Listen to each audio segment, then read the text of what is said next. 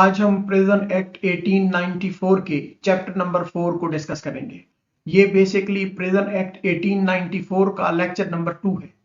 अगर आपने इससे पहले लेक्चर नंबर 1 जिसमें हमने फर्स्ट 3 चैप्टर्स को डिटेल में एक्सप्लेन किया वो नहीं देखा तो मैं आपको रिकमेंड करूंगा पहले जाकर आप फर्स्ट 3 चैप्टर्स जो हैं वो अच्छे से देखें और फिर इसी चैप्टर नंबर 4 पे आके इसके एक एक पॉइंट को समझें।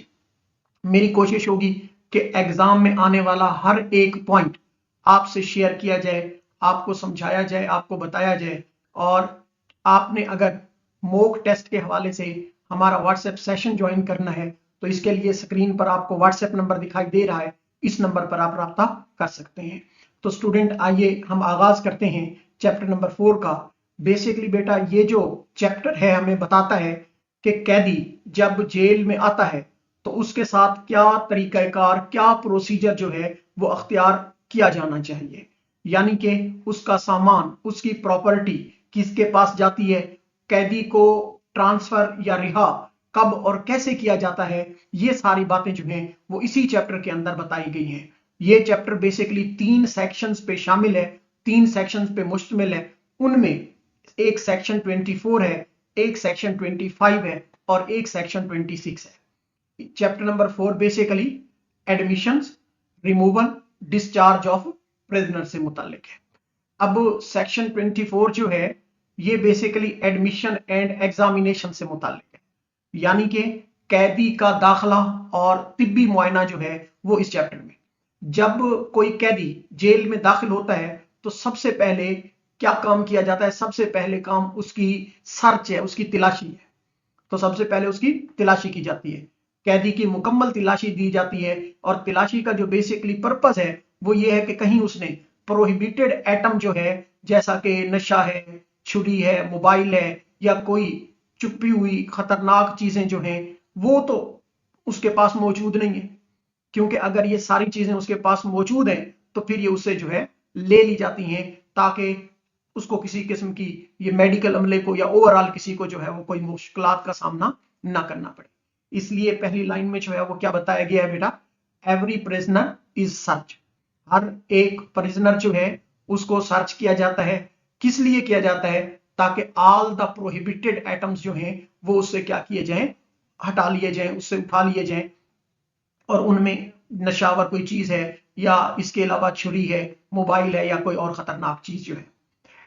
नेक्स्ट जो medical checkup, all new prisoners जो हैं उनका मेडिकल चेकअप होता है और record health and fitness for work. Medical examination basically तिब्बी मुआयने को कहते हैं। जब सर्च हो जाती है तो इसके बाद कैदी का सेहत का मुआयना जो है वो किया जाता है। डॉक्टर ये रिकॉर्ड करता है कि कैदी की जो तिब्बी हालत है वो कैसी है, आया कि वो काम करने के काबिल है, फिट फॉर लेबर है या काम करने के काबिल नहीं है। Female prisoner search examine only by the female matron, यानी कि अगर कैदी औरत है तो उसकी जो सर्च है, मेडिकल एग्जामिनेशन है, वो सिर्फ और सिर्फ जो है फीमेल मैट्रॉन यानी कि औरत एहलकार ही करेगी, ताकि हया और इज्जत का जो है वो मुकम्मल ख्याल रखा जा सके। इसका बेसिकली पर्पस ये है जी।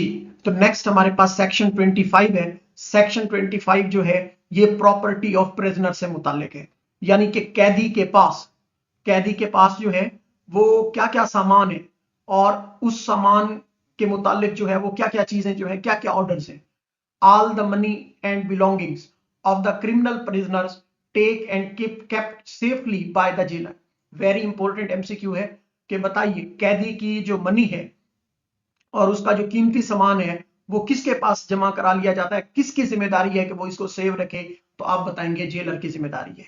जब कैदी के पास से पैसे हैं या फीमेल है तो उसमें जेवरात हैं या इसके अलावा कपड़े हैं या कोई और पर्सनल प्रॉपर्टी मिलती है तो ये सामान कैदी के पास नहीं रहता।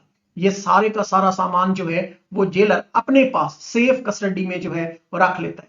जब कैदी रिहा होता है तो सारा सामान उसी के हवाले कर दिया जाता है। यानी कि मैं सिंपली ये कहना चाहता हूं कि jailer basically custodian of the prisoners property. Very important है, which of the following is the custodian of the prisoners property, तो आप बताएंगे जेलर। नेक्स्ट जी सेक्शन 26 है।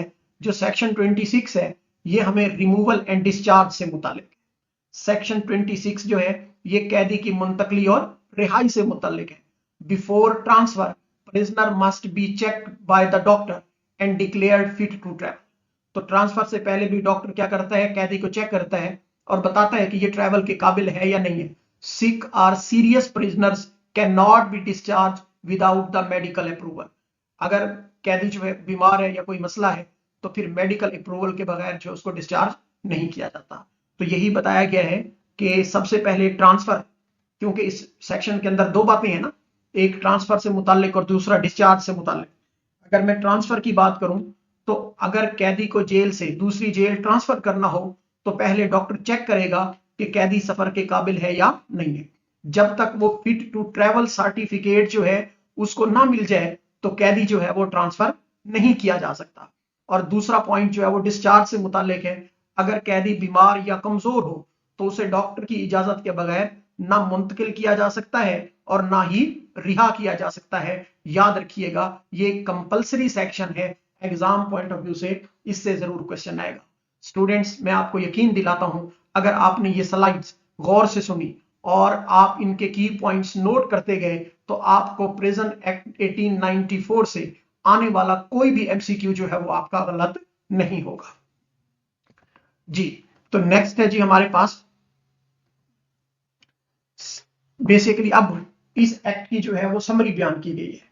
तो समरी के अंदर जो है वो हमें ये बताया गया है कि ये act on the entry search and medical exam है बेसिकली, और प्रॉपर्टी जो है वो किसके पास रहनी चाहिए, प्रॉपर्टी की जिम्मेदारी किसकी होगी, तो आप बताएंगे जेलर की होगी। Transfer only if medically fit, transfer उसी सूरत में पॉसिबल है अगर वो मेडिकली क्या होगा, फिट होगा। डिस्चार्ज आफ्टर सेंटेंस और डॉक्टर्स क्लियरेंस, डिस्चार्ज उस वक्त किया जाएगा जब जो है वो ठीक होगा, अपना जुर्म जो है उसको उसकी सजा भुगत चुका होगा और डॉक्टर जो है उसको कंप्लीट क्लियरेंस देगा कि जी वाकई ये बिल्कुल ठीक है, अब आप इसे डिस्चार्ज कर सकते हैं, तो तब ही इसको डिस्चार्ज किया जाएगा। नेक्स्ट चैप्टर है जी चैप्टर 5 डिसिप्लिन ऑफ प्रिजनर से मुतालिक। वेरी इंपॉर्टेंट चैप्टर है जिसमें हमने डिसिप्लिन यानी नज्म ज़ब्त जो है वो प्रिजनर का या जेल के अंदर नज्म ज़ब्त जो है वो कैसे बरकरार रखा जाए। यानी कि इसमें बेसिकली इस चैप्टर के अंदर ये बताया गया है कि कैदियों को कैसे रखा जाए, किस से अलहदा रखा जाए और किन हालात में सजा दी जा सकती है। तो इसमें सबसे पहला जो हमारा सेक्शन है जो कि वेरी इंपॉर्टेंट है वो सेक्शन 27 है, और सेक्शन 27 हमें सेपरेशन ऑफ प्रिजनर्स के बारे में बताता है। तो आप बताएंगे कि जो प्रिजनर्स हैं must be kept separate to maintain order and safety. यहां पर आपको यह बताऊं बेटा कि कैदियों को अलग अलग रखना जरूरी है, कैदियों को एक साथ मिलजुल कर नहीं रखा जाता, इन्हें अलग अलग रखने का के कुछ पर्पसेस हैं कि क्यों इनको अलग अलग रखना चाहिए। तो उसमें सबसे पहला जो पर्पस हमारे पास आता है वो क्या आता है कि ताकि अगर एक कैदी जो है उसकी सजा ज्यादा है तो उसका बुरा असर जो है वो दूसरे पर ना फैले, दूसरा झगड़े और फसाद जो है वो ना हो, तीसरा जो है नज्म ज़ब्त जो है वो बरकरार रखे। तो इन तासुरात को पर्पस को सामने रखते हुए प्रिजनर्स को क्या किया जाता है, सेपरेट किया जाता है। अब टाइप ऑफ सेपरेशन 4 तरह की हैं, याद रखिएगा वेरी इंपॉर्टेंट है। सेपरेशन कितनी तरह की हैं, 4 तरह की सेपरेशन लाजमी है। पहली फीमेल मेल्स, के मेल और फीमेल को क्या करना चाहिए, सेपरेट बिल्डिंग या एरिया में जो है वो रखना चाहिए। मर्द और औरत कैदी हमेशा अलग अलग रखे जाते हैं, अगर पॉसिबल हो तो बिल्डिंग या वार्ड जो है वो क्या हो, separate. Young and adults, males under 21 kept apart from adults, मर्द जो हैं आमतौर पर जिनकी उम्र 21 साल से कम है तो उनको बाकी कैदियों से जिनकी उम्र ज्यादा है उनसे क्या रखा जाता है, अलग रखा जाता है ताकि उन पर बुरी सोबत का जो है वो असर ना पड़े।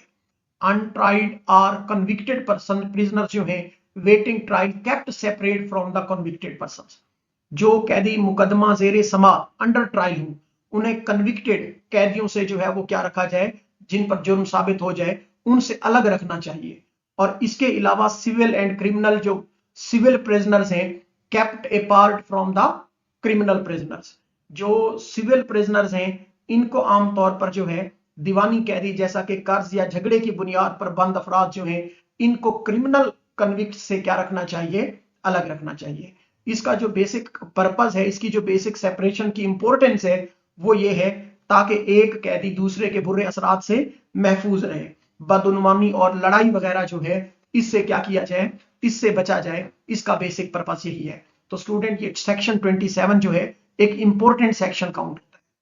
सेक्शन 28 एसोसिएशन एंड सेग्रीगेशन, कैदियों को इकट्ठा या अलग रखना। तो याद रखिएगा कन्विक्टेड प्रिजनर्स जो हैं कैन बी केप्ट, जो आमतौर पर कन्विक्टेड कैदी हूं उनको रखा जा सकता है टुगेदर इन अ ग्रुप, एक ग्रुप की शक्ल में भी, इंडिविजुअली इन द सेल्स भी, और बोथ एज नीडेड, और ये अकॉर्डिंग टू डिमांड करता है, नीड के मुताबिक जो है। और आमतौर पर जो है ये सेक्शन 27 जो है ये सेपरेशन रूल ऑफ 27 जो है इसको फॉलो करते हुए कैदियों की सेपरेशन की जाए। जैसे मैं अभी थोड़ी देर पहले प्रीवियस लेक्चर के अंदर आपको बता आया हूं कि कैदी को जो है वो किस तरह से सेपरेट रखना चाहिए।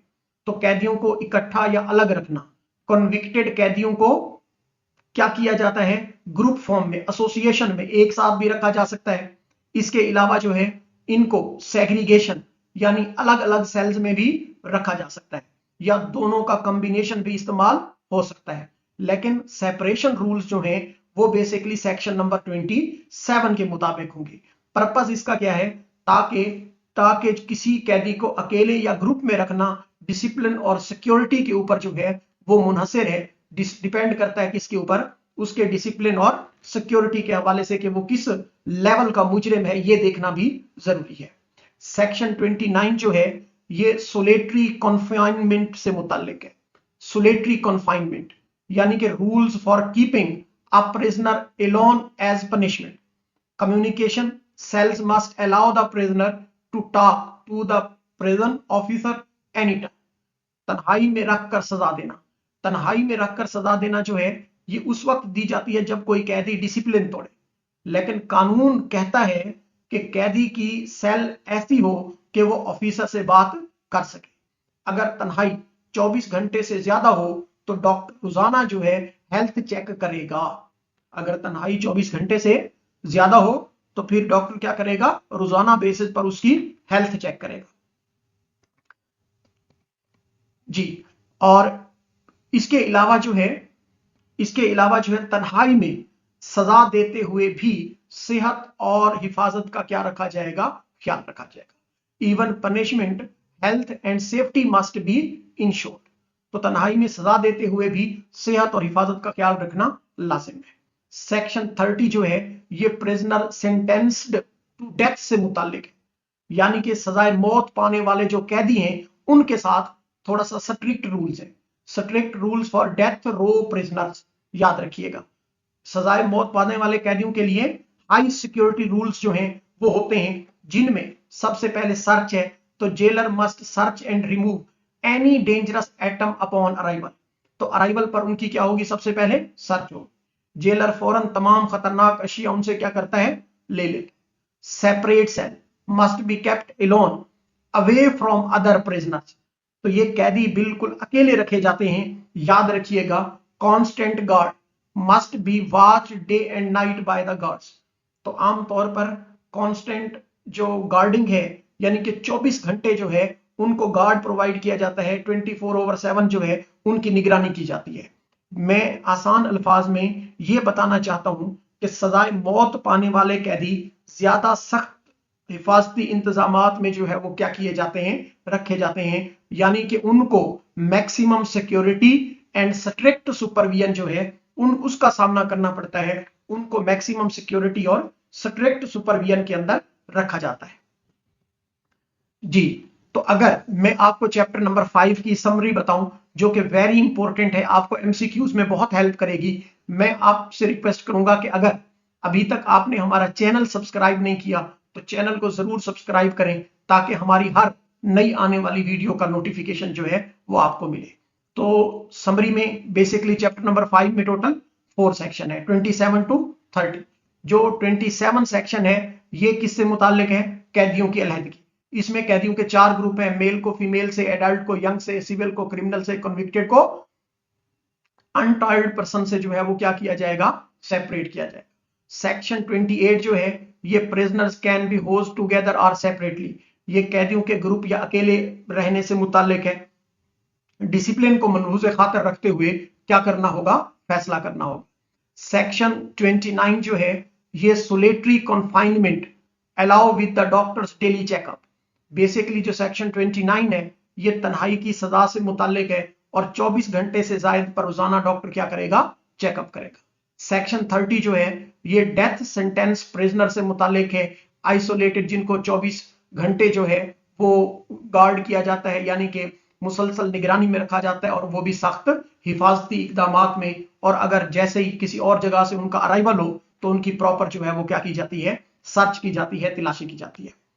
इसके बाद स्टूडेंट्स हम चैप्टर नंबर 6 की तरफ आते हैं। ये जो चैप्टर नंबर 6 है ये food, clothing, bedding of civil and unconvicted criminal prisoners जो हैं इनसे मुतालिक है, यानी सिविल कैदियों और जेर समात कैदियों के खाने, कपड़ों और बिस्तर के कवानीन से मुतालिक है। तो इसमें बेसिकली हम उन कैदियों के बारे में पढ़ेंगे जो अभी सजा याफ्ता नहीं है, यानी कि सिविल प्रिजनर्स हैं, दीवानी मुकदमात वाले कैदी जैसे कर्ज का मामला हो, या अनकन्विक्टेड क्रिमिनल प्रिजनर्स हैं जिनका मुकदमा अभी चल रहा हो यानी अंडर ट्रायल हो, उन्हें जेल में खाना, कपड़े और बिस्तर जो है वो कैसे मिलेगा। ये लोग सख्त मुजरिम नहीं होते, इसलिए इनके साथ जो है वो सलूक नरम रखा जाता है। तो इससे मुतालिक जो हमारा सेक्शन 1 है ये अपना 31 है, ये हमें बताता है maintenance from private sources, civil prisoners and unconvicted waiting trial criminal prisoners can receive food, clothing, bedding and other necessities from outside family or private funds। यानी कि ये जो सेक्शन 31 है ये हमें बताता है कि ये कैदी अपनी खुराक, कपड़े, बिस्तर और दीगर जरूरी चीजें जो हैं वो अपने घर वालों या निजी जराए जो हैं, प्राइवेट फंड्स जो हैं इनसे हासिल कर सकते हैं। लेकिन इसके लिए भी कुछ क्या होंगी, कुछ शराइत होंगी, कुछ कंडीशंस होंगी। कंडीशंस क्या क्या है बेटा, तो 3 इंपॉर्टेंट कंडीशंस आपने याद रखनी है। Items must bought at allowed times, items are checked by the prison staff, must follow the rules approved by the director of prisons. Purpose क्या है, these prisoners can enjoy more comfort and help outside sources. यानी कि इसके लिए कुछ शराइत हैं। शराइत क्या है, चीजें मुकर्रर वक्त पर लानी चाहिए, जो वक्त तय होगा उसी वक्त में ही एक्सेप्ट की जाएंगी, इसके अलावा नहीं। जब जेल इंतजामिया ने वक्त मुकर्रर किया हो तो उस वक्त सामान जो है वो क्या किया जाएगा, लाया जाएगा। तमाम चीजों की क्या होगी, चेकिंग होगी, यानी कि जेल का स्टाफ हर चीज को इंस्पेक्ट करेगा, सर्च करेगा, ताकि उसमें कोई मनाशुदा चीज जो है वो अंदर ना जाए। और इसके अलावा जो है rules director of the prisons के मुताबिक होंगे, जो कुछ भी भेजा जाएगा वो जेल के मंजूर शुदा कवानीन के क्या होगा, मुताबिक होगा। और जेल शुदा कवानीन के मुताबिक इसका पर्पस क्या है, इसका पर्पस यह है कि कैदी बाहर से सहूलियात ले सकें, इससे उनका रहन सहन बाकी कैदियों की निस्बत क्या हो जाता है, थोड़ा सा बेहतर हो जाता है। सेक्शन 32 जो है ये restriction on sharing food and cloth से मुतालिक, यानी कि किन हालात में खुराक और कपड़ों को किसी दूसरे कैदी को देना ममनू है। Prisoners can not give, sell और rent their private food or clothes to others. If violated, the superintendent can stop their privilege of the receiving or buying private food or cloth by for some time. Purpose क्या है, prevent misuse of unfair trade of the private good inside the prison. Basically ऐसे कैदी जो अपना खाना या कपड़े बाहर से मंगवाते हैं या उनको भेजे जाते हैं वो किसी और कैदी को नहीं दे सकते, ना डायरेक्ट दे सकते हैं, ना बेच सकते हैं, ना ही उसको किराए पे दे सकते हैं। अगर कोई कैदी ये रूल वायलेट करेगा तो फिर उसके साथ जो है वो स्ट्रिक्ट काम किया जाएगा और उस स्ट्रिक्टनेस में सुप्रीडेंट उसकी क्या करेगा, ये सहूलत रोक सकता है, यानी फिर वो कुछ अरसे तक बाहर से सामान नहीं ले सकेगा। यानी इसका पर्पस जो है, इससे जेल के अंदर नाजायज आमतौर पर ट्रेडिंग है या असर व रसूख है और ताकत पैदा जो है वो ना होने देना जो है वो इसका क्या है, मेन पर्पस है, या इसके लिए मेन जो है वो वर्क बनता है। नेक्स्ट है जी section 33 supply by the prison authority. یہ بیسکلی جیل کی طرف سے سامان کی فراہمی ہے. If civil or untried person cannot afford their own cloth or bedding, then the superintendent must provide it. Jail کی طرف سے سامان کی فراہمی. اگر کوئی سول یا انڈر ٹرائل قیدی غریب ہو اور باہر سے سامان نہیں لے سکتا، اس کو نہیں ملتا، تو سپریڈنٹ جیل کی یہ ذمہ داری ہے کہ وہ اس کو کپڑے اور بستر کیا کرے گا؟ فراہم کرے گا. ہاں، خاص صورت میں اگر میں آپ کو بتاؤں، کچھ اسپیشل کیس ہے جو civil prisoner yield from the debit کے حوالے سے ہے کہ the creditor person who filed the case for debit must pay the cost of cloth and bedding. If they do not pay within 48 hours after writing a written notice, the prisoner is released. اچھا، اگر condition خاص ہو، کیا مطلب؟ اگر قیدی قرض کی وجہ سے جیل میں ہو تو جو کریڈیٹر ہے، قرض خواہ ہے، وہ 48 گھنٹے کے اندر اس کو کپڑے اور بستر کے اخراجات ادا کرے گا. اگر قرض خواہ جو ہے قیدی کیا کرے، قیدی کو وہ یہ پیسے نہ دے اپنے 48 گھنٹوں میں مقررہ ٹائم میں، تو پھر قیدی کو کیا کر دیا جائے گا؟ رہا کر دیا جائے گا. یاد رکھیے گا کہ جیل کی اس کا جو پرپز ہے وہ جیل کی بنیادی ضروریاتیں پر ہر حالت میں جو ہے ان کو بیسک نیڈز جو ہیں وہ کیا کرنا؟ پرووائڈ کرنا. اور قرض والے قیدی کا بوجھ جو ہے، جو قرض خواہ ہے، اس پر ڈالا جاتا ہے تاکہ کیا ہو؟ تاکہ وہ جو قیدی ہے اس کی جو بیسک نیڈز ہیں ان کو پورا کیا جا سکے. اگر میں چیپٹر کی سمری کی طرف آپ کو لے کر چلوں تو بیٹا یہ جو چیپٹر ہے اس میں جو سیکشن 31 ہے، یہ سول اینڈ انٹرائڈ پرزنر میں get essential from the private source checked by the staff. یعنی سول اور انڈر ٹرائل جو ہیں ان کا سامان باہر سے لا سکتے ہیں، مطلب لیکن چیکنگ اس پر جو ہے وہ لازمی بھی ہوگی اور سخت بھی ہوگی. اس کے علاوہ سیکشن 32 جو ہے وہ بتاتا ہے ہمیں نو گیونگ سیلنگ اور پرائیویٹ فوڈ اور کلوتھ ٹو دا ادرس. ذاتی سامان کسی اور قیدی کو دینا یا بیچنا جو ہے وہ بالکل منع ہے، ورنہ کچھ ٹائم کے لیے یا میکسیمم ٹائم کے لیے اس کی یہ سہولت کیا کر دی جائے گی؟ بند کر دی جائے گی. سیکشن 33 ہمیں بتاتا ہے کہ پور prisoners get free essential cost charged by the creditors in the debit case. اگر قیدی غریب ہو تو جیل سامان دیتی ہے، قرض والے کیس میں کریڈیٹر جو ہے وہ اخراجات ادا کرے گا، ورنہ قیدی کو کیا کر دیا جائے گا؟ رہا کر دیا جائے گا.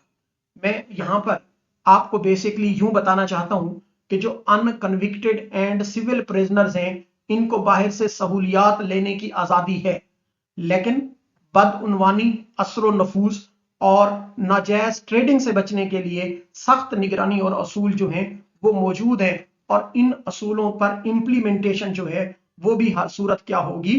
اس کو بھی ہر صورت میں پرفارم کرنا جو ہے وہ لازم ہے. تو ڈیئر اسٹوڈینٹس، یہ تھا ہمارا آج کا لیکچر. امید کرتا ہوں آپ کو پسند آیا ہوگا.